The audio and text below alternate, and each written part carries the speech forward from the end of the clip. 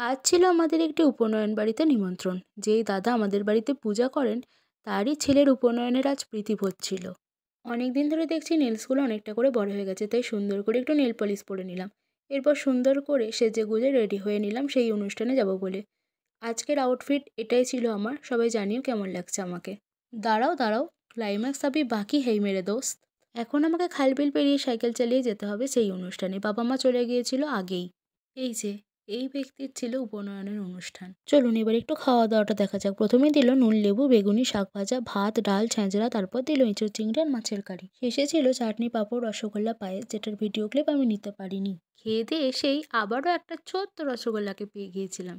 কি কিউট না, ছাড়তে ইচ্ছা করছিল না। এরপর আমাকে একটা দিদি রিকোয়েস্ট করলো যে বুনি একটু মেহেন্দি করে দেন, আমার বিয়ে বাড়ি আছে। তো আমি যেমন পারি, আমি তো প্রফেশনাল নই, তাই যেমন পারি একটু করে দিলাম। বহুদিন পর আবারও বান্ধবীর সাথে দেখা হলো।